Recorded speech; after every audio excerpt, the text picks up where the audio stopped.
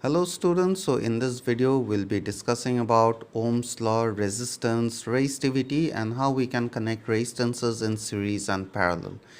So we will design an experiment where we will be looking into, so we'll be fitting a voltmeter and we'll be fitting an ammeter in a circuit, and we'll fit a device with the help of which we can increase the voltage. So as we keep on increasing the voltage, for every value of the voltmeter, we will get a responding value on ammeter.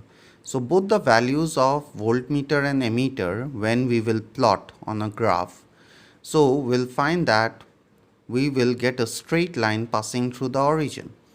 So what is the relation when when we plot the values for any two variables and we get a straight line in the relation for the both variables passing through the origin, it means that both the variables are directly proportional. So from this experiment we can come to know that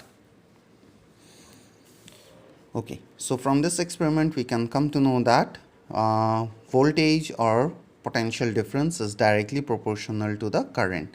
That means more will be the voltage or potential difference, more will be the current flowing through the circuit. So therefore, according to Ohm's law, the current flowing in a circuit or a conductor is directly proportional to what? The applied potential difference. Means more will be the potential difference, more will be the current flowing through the conductor. So V is proportional to I. So as we remove the proportionality sign, we bring in a constant, and the constant that we bring in here is capital R. So where R is the constant of proportionality called resistance. So we are getting V is equal to IR. So from here we get R is equal to, if we bring the I below V, it becomes R is equal to V by I. So what is the SI unit of resistance? SI unit of resistance is R is equal to V by I. So potential difference SI unit is volt, current's SI unit is ampere, so it is volt per ampere, which is also known as ohm, which is indicated by the letter omega. This is called ohm. So now we know that whenever we get any SI unit, we need to define that SI unit. So how we will be defining? So V is equal to IR. So R is equal to V by I. So R, when it will become 1 ohm? When the potential difference will be 1 volt and the current will be 1 ampere. So 1 volt per ampere is 1 ohm. So this thing we will have to write in the form of a statement. So what we can write?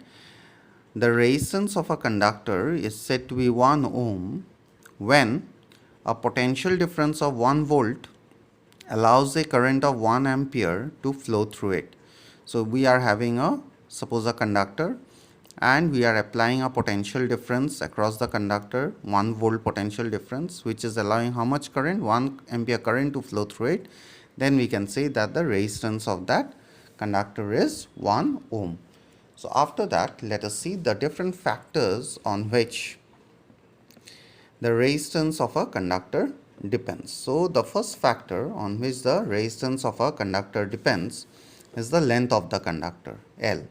So we know what gives rise to resistance in a conductor, because suppose this is a conductor.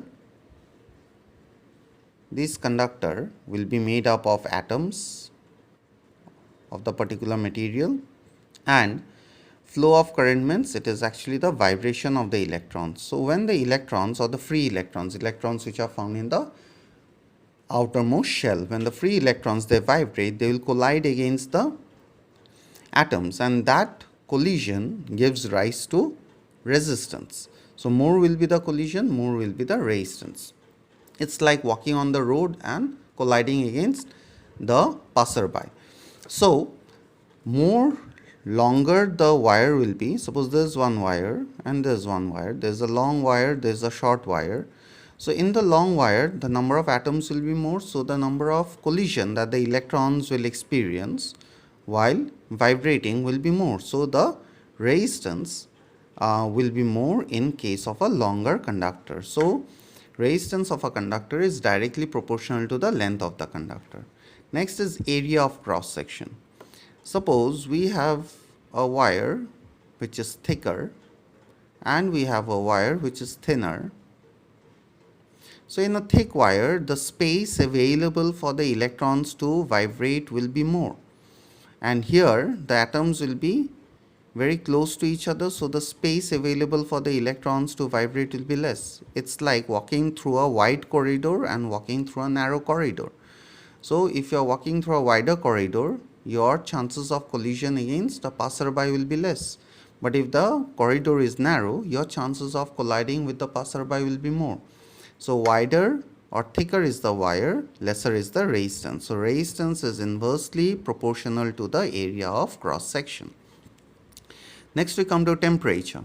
So whenever we heat a wire, or suppose the temperature of the wire increases, what basically happens is that the number of collisions will increase because the particles will gain more energy, and therefore the resistance will also increase.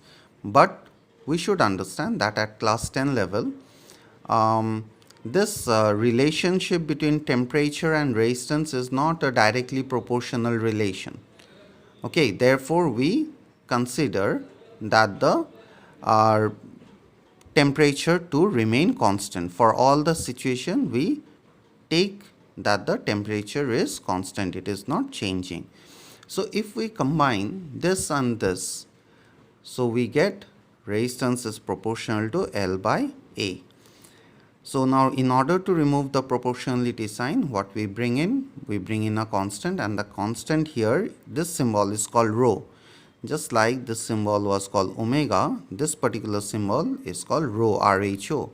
So where rho is the constant of proportionality, and it is called what? It is called the resistivity of the conductor. So we'll try to understand what is resistivity and why it is also called the specific resistance. But before that, let us have a look at the SI unit of rho or resistivity. So we have the formula rho is equal to RA by L. R's SI unit is ohm, area is meter square, and length is meter. So meter cancels out, so we are left with ohm meter. This is the SI unit. If we take the CGS form, it will become ohm centimeter. So we try to understand what is rho or resistivity of a conductor.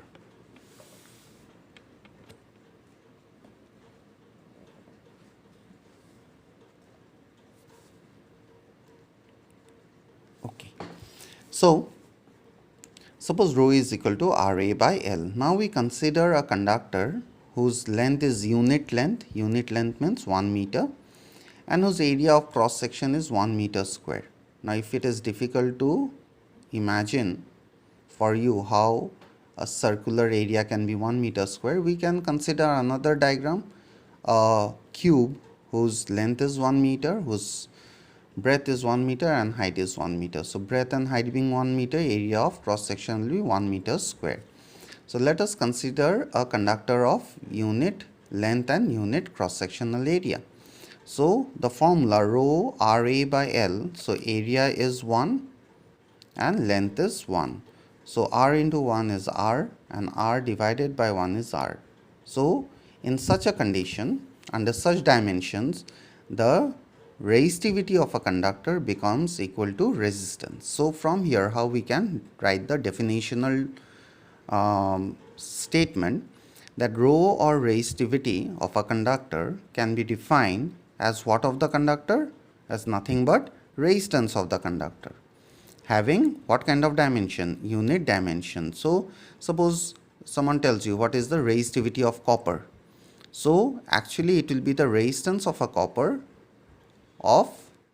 block having length, breadth and height of 1 meter. Such a copper block, whatever is the resistance of that copper block, that is nothing but the resistivity of copper. Similarly, suppose silver.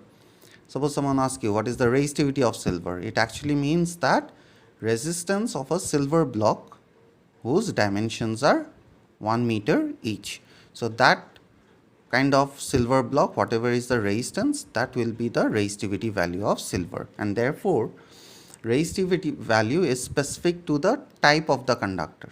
It does not depend on the shape and size, because shape and size or dimensions are fixed.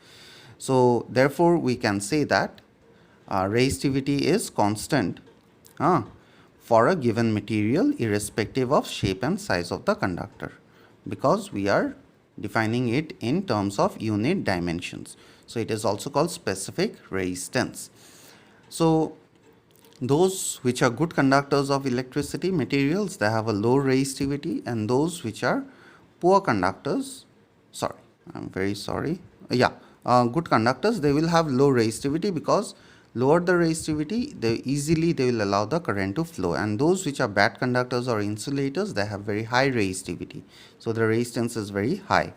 So before going to how we connect the resistors, let us quickly have a look at the different symbols that we use. These you have been getting in lower classes also. When you write a longer line and a shorter line, it's called a cell. Longer one indicates positive terminal, shorter one indicates negative terminal. So when many cells are connected, it is called a battery. When we draw a symbol like this, it indicates a bulb or a device. Then a zigzag line like this, it indicates a resistor or a resistance. Switch, earlier we used to draw a symbol like this. Nowadays we draw a bracket like this. So this is a closed switch. There is a open switch, or it indicates off. And when the switch is like this, it is called close or on switch. And how you indicate that? You put a bracket and you put a dot in between. Next we have a zigzag line, and over that we have an arrow like this. So it is called variable resistor where you can change the resistance.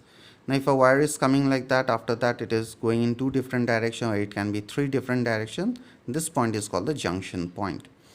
When we have two wires crossing like this, then it means two wires crossing without having physical connection. One is above the other. They are not physically joined.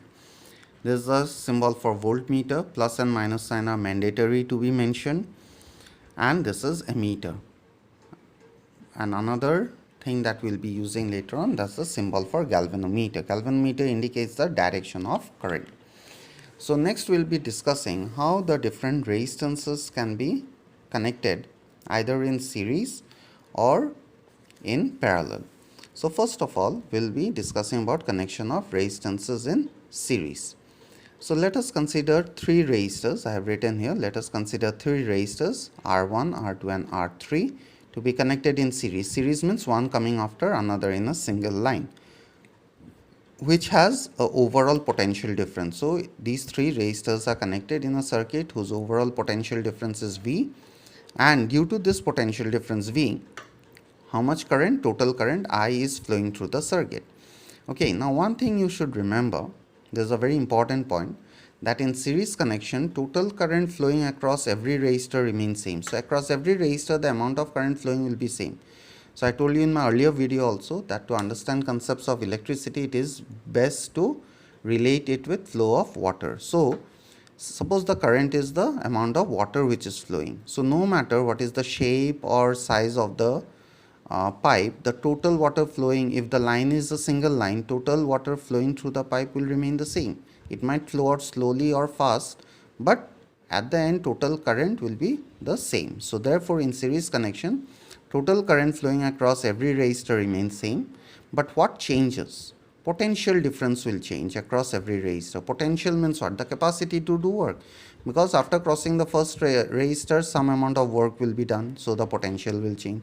Again, after crossing the second resistor, some work will be done, so potential will change. So let V1, V2 and V3 be the potential differences across R1, R2 and R3 respectively. So therefore total potential difference was how much? V. So that will be equal to V1 plus V2 plus V3. So according to Ohm's law, we know V is equal to IR. So here we can write V1 is equal to I. What is the resistance for V1? It is R1. So V1 is equal to IR1. Similarly, V2 is equal to IR2 and V3 is equal to IR3. And for the entire circuit, what it will be? V is equal to IR. And what is R? R is taken to be the total resistance. We will calculate R. So R is taken to be the total resistance. Now, we know that total potential difference V is equal to V1 plus V2 plus V3. So let us replace, instead of V we are writing IR, instead of V1 IR1, instead of V2 IR2, instead of V3 IR3. So from all these three we can take I as common, we take it out and put R1, R2 and R3 in bracket. So I and I cancels out, we are left with R is equal to R1 plus R2 plus R3. That means in a series connection, if you have to find out the total resistance, you simply add up all the resistances, you will get the total resistance. Now there is one subderivation, that suppose we have many resistance or many resistors all of equal value, R, there is number 1, there is number 2, there is number 3, up to how many R's are connected in series, n number of R's are connected in series. Then what will be the total resistance? So total resistance will be sum of all the resistors. So it will be R plus R. This number 1, 2, 3 up to how many R's we are adding? N number of R's. So it will be N into R. Because just like if I add 10 plus 10 plus 10 and I go on adding this up to nth number of 10, suppose there are hundreds of n, so it will be what, 100 into 10. So same way it will be N into R will give us the total resistance. So that is connection of resistors in series. Now we'll be discussing connection of resistors in parallel. So similarly, just like we considered there, here also we'll consider three resistors R1, R2 and R3 to be connected in parallel across the circuit whose potential difference is V, and due to this potential difference V, the total current how much is flowing through the wire? I. Now you should remember, so this is the important statement, in parallel connection what happens? Since from a junction in parallel connection different lines are splitting out, so what will happen? The current will split. Just like water, if there are three sub pipes, so water will get divided. So similarly current also gets divided. So let us say I1, I2 and I3 are the current passing through R1, R2 and R3 respectively. I have written here. Okay, so current will get divided, but overall potential difference, since all the three resistors have just two common points, so the potential difference will change just once. So let us say the overall potential difference is V. So in parallel connection, potential difference across the resistors remains same, but current gets divided. So we have done that. Now total current I will be equal to what? I1 plus I2 plus I3. If you add all the three current, you get the total current. Now according to Ohm's law, what we have? V is equal to I1 R1. V is equal to IR, but for the first resistance, V will be equal to I1 R1. So I1 will be equal to what? V by R1. We have left I1 and we have brought R1 below. So I1 is equal to V R1. Similarly, I2 will be equal to VR2. I3 will be equal to VR3. And for the entire circuit, I will be equal to V by R. What is R? R is the total resistance. We'll find this out. Our objective is to find R. So therefore, total current I is equal to I1 plus I2 plus I3. So we replace. Instead of I, we are writing V by R. Instead of I1, we are writing V by R1. Instead of I2, we are writing V by R2. Instead of I3, V by R3. So here if we take the V outside, we'll be left with what? 1 by R. Similarly, from all these three, if we take the V out, we'll be left with I by 1 by R1 plus 1 by R2 plus 1 by R3. So V is common, so it gets cancelled out. So we are left with 1 by R is equal to 1 by R1 plus 1 by R2 plus 1 by R3. So therefore, we can say that in parallel connection, the reciprocal, it is not the total resistance, it is the reciprocal of the total resistance. Reciprocal means 1 by. So reciprocal of the total resistance is equal to reciprocal sum. There is not a direct sum, there is the reciprocal sum of the individual resistors. So from here we can have an optional derivation till the end, that we take all the three as LCM, R1, R2, R3. So for R1 is present, so it will be R2 into R3, just like we do LCM addition. If we do that, we end up getting this particular form. This is optional, this is not required, you require only up to here. So just like in series connection, we have seen if we are connecting n number of resistors having same resistance in series, what will be the total resistance? Similarly, we can imagine a situation where we have n number of resistors all connected in parallel. R all connected in parallel. Resistor number 1, 2, 3 up to n number of resistors. So going by the formula, so 1 by R will be 1 by R1 plus 1 by R2 plus 1 by R3, like that, 1 by Rn. So all the resistors, their value is how much? R. So the LCM will be R. Just like if you have 10, 10, 10, 10, like that, LCM will be 10. So same way, R, LCM will be R. So R with R, how much time? 1 time, so 1. Similarly, R with R, how much time it goes? 1. So I have written 1. So like that, how many ones I will write? N number of ones. So 1, if you add n number of times, what will be the answer? N. So it will be n by R. So 1 by R is equal to n by R. But this is not the resistance, this is the reciprocal of the resistance. So if you want the resistance, this will get reversed. It will become R by n.